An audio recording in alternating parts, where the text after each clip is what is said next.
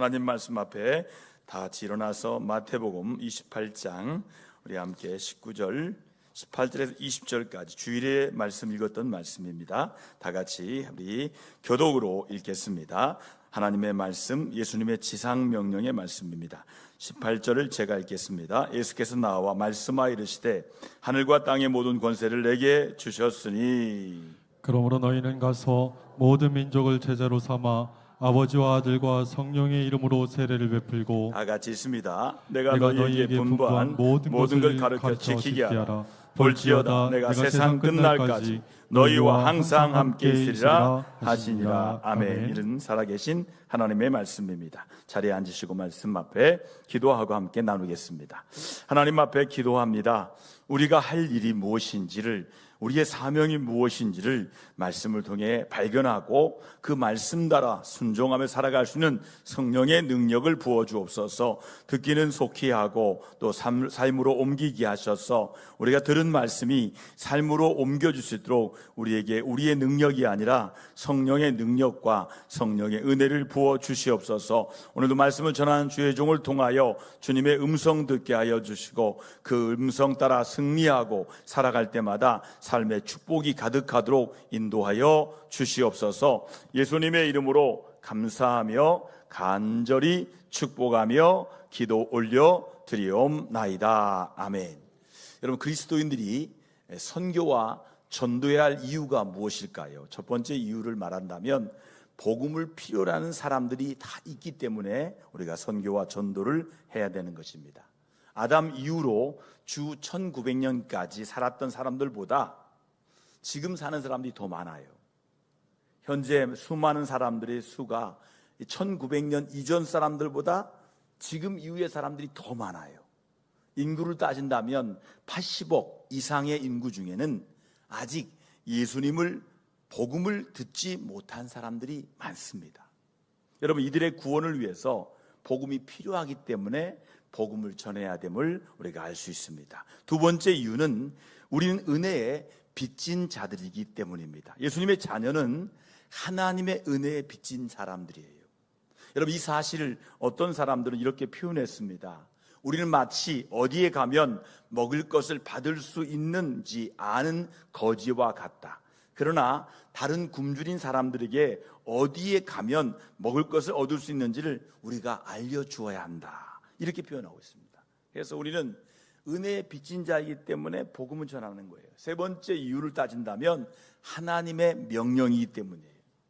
여러분, 전도와 선교는 특별한 사명을 받은 그리스도인에게만 주어지는 명령이 아니라는 거예요.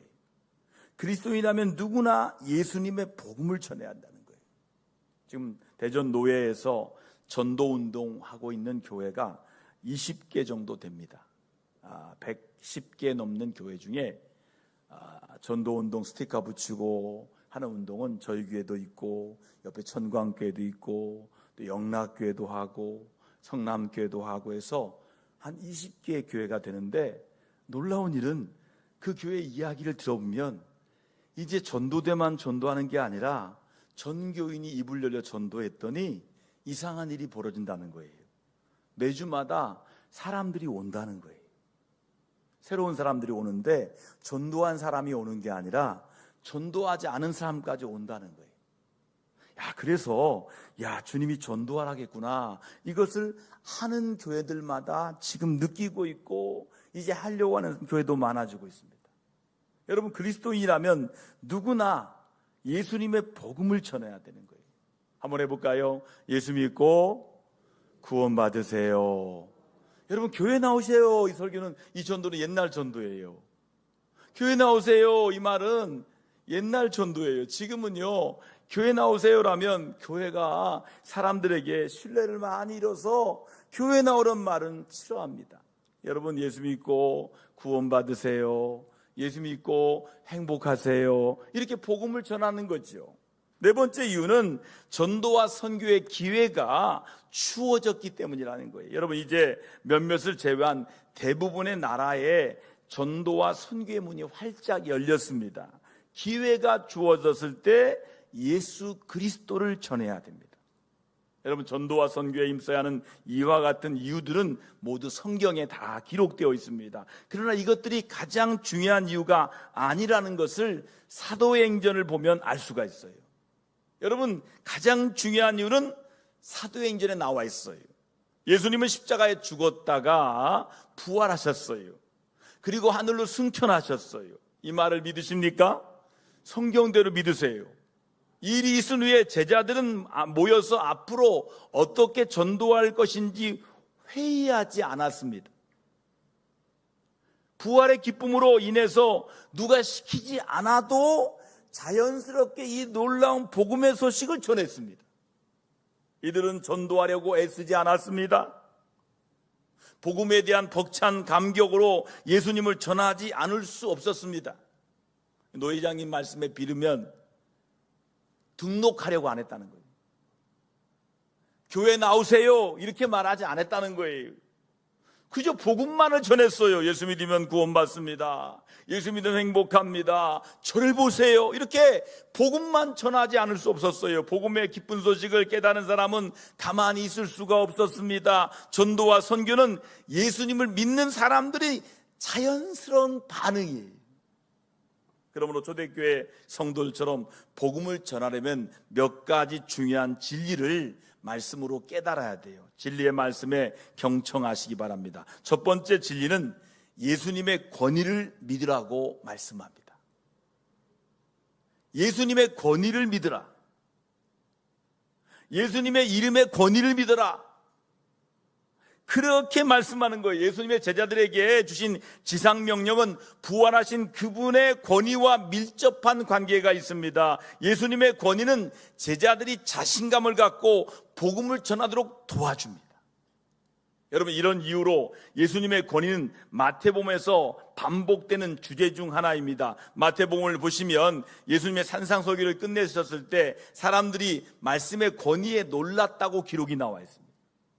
산상순의 말씀을 듣자 사람들이 야, 예수님의 말씀에 권위에 놀랍니다. 와우 이런 말씀이 있을까? 깜짝 놀라는 거예요. 말씀의 권위에 깜짝 놀라는 거예요. 여러분, 예수님이 사역하는 동안 병과 귀신과 죽음을 다스리는 권위를 나타냈으며 부활한 후에도 하늘과 땅의 모든 권세를 내게 주셨으니 그러므로 너희는 가서 모든 민족을 제자로 삼으라 명령하셨어요. 예수님은 그분의 권위를 여러 영역에서 보여주셨어요. 예정론이란 예정론이 우리 한국교회 특히 장로교회에 들어와서 사람들이 예정론 때문에 전도를 안 해요. 예정론에 대한 오해가 있거든요. 하나님이 그분의 권위로 구원받을 사람들을 이미 예정하였다고 주장한 깔뱅이의 주장이 예정론입니다. 예정론이에요. 성경을 갖고 론을 만든 거지요. 예정론은 인간의 이론입니다. 이는 자칫하면 예수님을 전하지 않아도 된다는 오해를 나올 수 있는 이론이 바로 예정론입니다. 왜냐하면 전도나 선교와 상관없이 하나님은 그들을 구원하실 것이라고 생각하기 때문인 것입니다. 그러나 성경을 보시면 예정론은 오히려 예수님을 전해야 하는 중요한 이유가 되는 거예요. 자, 사도행 28장을 보십시오. 바울이 전도 여행 중에 고린도에 갔을 때 일이 생겼습니다. 온갖 우상과 죄악들이 가득 찬 것을 보면서 바울은 복음을 전할 용기를 다 잃어버렸습니다. 그때 하나님이 환상 중에서 나타나서 계속해서 전도할 것을 명령하셨습니다. 사도행전 18장 9절 하반절과 10절 같이 읽어볼까요? 함께 읽습니다. 두려워하지 말며 침묵하지 말고 말하라. 내가 너와 함께 있음에 어떤 사람도 너를 대적하여 새롭게 할 자가 없을 것이니 이는 이 성중에 내 백성이 많음이라 하시더라. 아멘. 바울이 그 분위기에 아주 압도된 거예요. 그 분위기가 어떠냐면 우상과 죄악들이 가득한 도시에 너무너무 억눌리는 거예요. 복음을 전할 용기를 잃어버린 거예요. 바울도 지금 힘이 없어요. 야, 이런 분위기에서 무슨 복음을 전하겠냐? 전도에도 씨가 안 맥혔다 이렇게 하고 있을 때 하나님이 말씀하는 거예요. 하나님이 바울에게 말합니다. 두려워하지 말고 계속해서 복음을 전하라. 명령하신 까닭은 고린도에 구원받을 사람들이 많았기 때문이에요. 이를 통해 알 수 있는 것은 하나님의 예정을 믿기 때문에 더 열심히 전도해야 한다는 사실이에요. 한번 따라합시다. 하나님이 예정하셨기에 나는 더 믿고 열심히 전도할 수밖에 없다. 여러분, 하나님이 이미 정한 백성이 많다고 말씀하시잖아요. 그 사람이 누군지 우리는 몰라요. 그래서 우리는 계속해서 전도하는 거예요. 제가 전도를 해보니까 전도의 반응이 아주 싸늘한 사람들이 있어요. 지난주에 얘기했던 그 어떤 분, 왜 이렇게 전도하냐고. 예수 믿는 사람이 이런 데 전도하면 어떡하냐. 나도 교회 다닙니다, 목사님. 이런 데 전도하지 마세요. 이렇게 말하는 사람도 있어요. 교회 다니는 사람이 전도를 막아요. 그런데요, 놀라운 일은요, 그렇게 전도에 거부감을 느끼는 사람들이 진짜 믿더라니까요. 전도한테 반응인 사람이 있어요. 아이고, 하지 마세요, 하지 마세요. 그런데 그 안에 전도가 되는 거예요. 그러니까 전도할 때마다 여러분들이 하나님의 예정을 믿는다면 그들의 반응과 그들의 표정과 그들의 하는 것 때문에 억눌릴 필요가 없이 우리는 계속해서 전도하는 거예요. 직장 동료, 친구, 친척 등 우리 주변에 예수 모르는 사람들이 너무 많습니다. 교회 다닌 사람 말고요, 예수 만나지 못하는 사람들, 예수님 모르는 사람들이 얼마나 많습니까? 제가 물어봤어요. 교회 다닌 적은 있지만 예수님 만나신 적 있어요? 그때는 예수님은 아는데 만난 적은 없어요, 이렇게 말해요. 여러분, 예수 만난 적이 없어요. 예수 모르는 사람들이 너무 많아요. 오랫동안 기도하며 전도하려 애를 썼지만 요지부동인 경우도 있고요, 왠지 쑥스러워서 복음을 전할 염두가 나지 않을 수도 있습니다. 그러나 어느 경우든 복음 전하는 것을 포기하지 말아야 돼요. 여러분, 부활하신 예수님의 권위를 믿는다면 복음 전하는 일을 멈춰서는 안 됩니다. 멈추지 말아야 할 전도를 여러분 계속해서 하시길 위해서 기도하시기 바랍니다. 한번 따라합시다. 하나님, 입을 열어 전도하게 하소서. 아멘. 여러분이 기도하면요, 정말 나도 모르게 전도가 나와요. 나도 모르게 입을 열어요. 입을 열어서 나도 모르게 나오는 거예요. 예수 믿으세요, 예수 믿고 구원 받으세요. 그냥 나와는, 자동으로 나오는 거예요. 그런데요, 그 반응마다 다 다른 거예요. 그때마다 낙심하지 말고 계속 하는 거예요. 두 번째는 제자로서의 책임을 이해하라고 19절과 12절 상반절에 말씀하고 있는데, 나는 그리스도의 모습으로 살고 있습니까? 라고 자신에게 한번 물어보세요. 나는 예수 믿는 사람 모습으로 세상을 살아가고 있습니까? 이 주일마다 교회에 가는 사람들이 많지요. 하지만 교회를 다닌다고 무조건 그리스도인답게 사는 것은 아니지요. 새벽녘에 나가고 선교험하고 구제에 힘쓰지만 삶에는 아무런 변화가 없는 사람들이 있어요. 종교적 행위에는 열심을 내지만 내적인 변화와 성숙이 전혀 없는 사람도 있습니다. 이 제자로서의 삶을 살고 있지 않은데 예수님의 제자라고 말할 수 있을까요? 예수님의 제자에게는 그 예수님을 닮아가는 책임과 사명이 있어요. 여러분, 하루에 한 번씩 아침과 저녁에 거울을 한번 보세요. 그리고 한번 자신에게 물어보시고 예수님께 물어보세요. 내가 주님 닮아가고 있나요? 내 모습이 주님 닮아가고 있나요? 얼굴에는 온유함과 인자함과 기쁨과 이 감사가 얼굴에 비치고 있나요? 라고 한번 물어보세요. 나는 예수님 닮아가고 있는가요? 얼굴뿐이 아니라 삶으로 닮아가고 있는가요? 그리스도인이라고 하면서도 정작 예수님은 전하는 데는 아무 관심이 없는 이들이 꽤 많습니다. 전도해야 한다는 설교에는 아멘하고 큰 목소리에 답하지만 사실상 복음을 전하는 데는 관심을 두지 않습니다. 오히려 세상 사람들이 맛집을 찾아보고요, 휴가지를 검색하는 데는 더 큰 관심을 보이면서 복음을 주일에만 생각하면 된다고 여깁니다. 초대교회 성도는요, 부활하신 예수님에 대한 믿음 때문에 삶 전체가 바뀌었습니다. 생각과 삶의 목적, 소망이 오직 예수님에게만 있었습니다. 사는 것도 예수님을 위해서였고요, 죽는 것도 예수님을 위해서였습니다. 지금 우리의 모습은 그 제자들과 닮아가고 있습니까? 아니면 예수 믿지 않는 사람과 더 닮아가고 있습니까? 예수님을 닮아가는 정도는 사람마다 다르지요. 주님을 닮아가라고 애쓰지만 때로 넘어지기도 하고 옛사람의 모습이 다시 툭 튀어나오기도 합니다. 그러나 예수님을 믿는 전과 후에 아무 변화가 없다면 내가 예수님을 제대로 믿고 있는 것인지 진지하게 한번 돌아보며 생각해 보아야 됩니다. 예수 믿기 전과 예수 믿기 후에 나는 아무 변화가 없어요. 한번 생각해 봐야 돼요. 내가 예수 믿는 건 맞는가? 내가 예수님을 잘 믿고 있는 건가? 이런 걸 돌아봐야 돼요. 여러분, 예수님은 제자들에게 말씀하셨어요. 같이 읽어볼까요? 너희는 가서 모든 민족을 제자로 삼아 아버지와 아들과 성령의 이름으로 세례를 베풀고 내가 너에게 분부한 모든 것을 가르쳐 지키게 하라라고 명령하셨습니다. 예수님의 이 지상 명령은 바른 신학을 믿고 가르치는 것에 멈추는 것이 아니라 그분이 명령하신 모든 것을 지키고 또 지키도록 가르치는 거예요. 이것이 바로 지상 명령의 핵심이에요. 여러분, 모든 그리스도인은 제자로서의 책임을 바르게 이해해야 됩니다.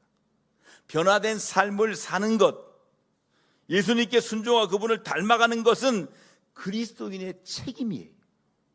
예수님을 구주로 믿고 제자로서의 책임을 이해하시기 위해 기도하시기를 주님의 이름으로 축복합니다. 세 번째는 예수님의 임재를 경험하라고 말씀하고 20절 하반절에 나옵니다. 지상 명령으로 약속을 끝납니다. 예수님이 말씀하셨죠. 볼지어다 내가 세상 끝날까지 너희와 항상 함께 있으리라. 임재를 약속하셨어요. 여러분, 이 말씀은 예수님이 너희가 이것을 하면 내가 너희와 함께 줄게라고 거래한 것이 아니라 구약의 약속을 성취하셨다는 것을 말씀해 주는 거예요.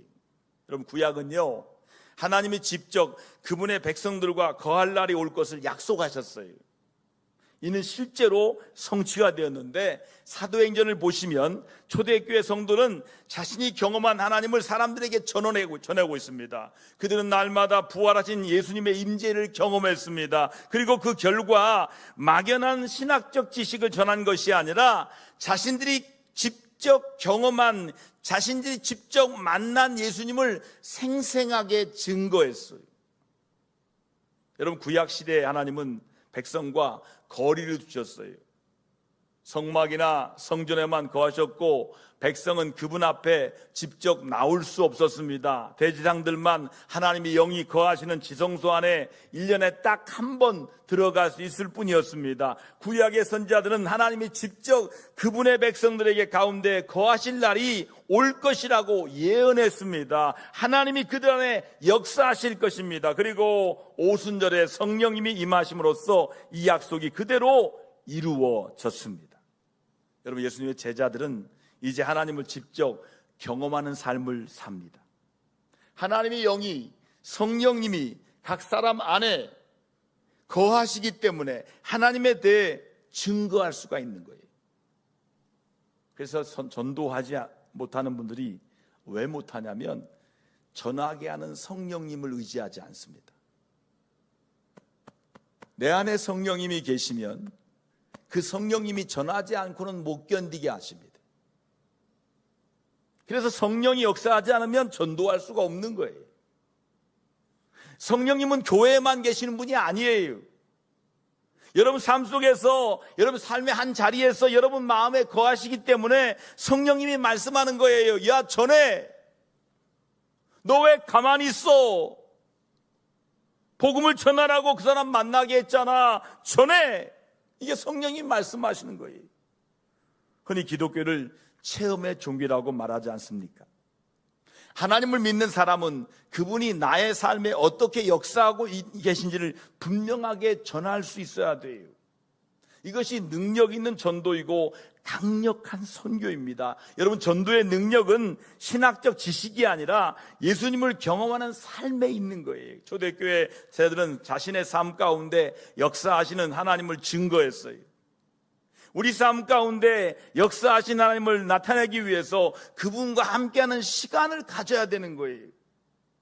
기도와 말씀을 통해 하나님을 내가 만나야 되는 거예요. 하나님의 말씀에 민감하게 반응하여 순종하면서 그분과 동행하는 삶을 산다면 복음 전할 때 우리의 생각과 기대를 뛰어넘는 놀라운 능력이 더해질 것입니다. 여러분, 초대교회 성도들처럼 전도와 선교의 열매를 맺고 싶지 않으십니까? 나는 평생 동안 선교와 전도한 적이 한 번도 없어. 그런 사람들은 성경의 말씀대로 나 너 몰라 그러신다니까요. 나 너 몰라. 너도 나를 모른다고 했잖아. 나 너 몰라. 아, 저요, 저 이기용 목사인데요. 아니야, 나 너 몰라. 너도 날 모른다고 했잖아. 나 너 몰라. 그렇게 주님이 말씀하시면 어떨까요? 여러분, 그러면 얼마나 슬플까요? 그렇다면 예수님의 권위를 믿고 그분을 삶의 주인으로 살아야 됩니다. 삼아야 돼요. 나의 주인은 내가 아니라 주님이다. 나의 주인은 내가 아니라 주님이다. 그래서 내가 하고 싶은 말 하는 것이 아니라 내가 하기 싫은 말도 하는 거예요. 예수 믿으라고 말하는 게 얼마나 힘들어요. 근데 주님이 하라는데 할 수밖에 없는 거예요. 또한 예수님 제자로서 책임을 이해하고 그분을 닮아가는 삶을 살아가야 되는 거예요. 여러분, 그 변화된 삶으로 인해 사람들이 점점점 나를 통해, 여러분을 통해서 예수님을 믿게 될 줄 믿습니다. 할렐루야. 마지막으로 부활하신 예수님의 임재를 경험해야 돼요. 예수님의 임재를 경험할 때 그때 역사하는 거예요. 예수님이 삶 가운데 역사하는 것을 직접 경험하고 그 경험한 예수님에 대해 증거하면 우리는 복음의 열매를 거둘 것이라는 거예요. 여러분, 오늘 이 시간에 성전에 있는 시간, 이 시간뿐이 아니라 여러분 집에서의 삶, 일상의 삶에도 예수님의 임재를 경험하시기를 주의 이름으로 축복합니다.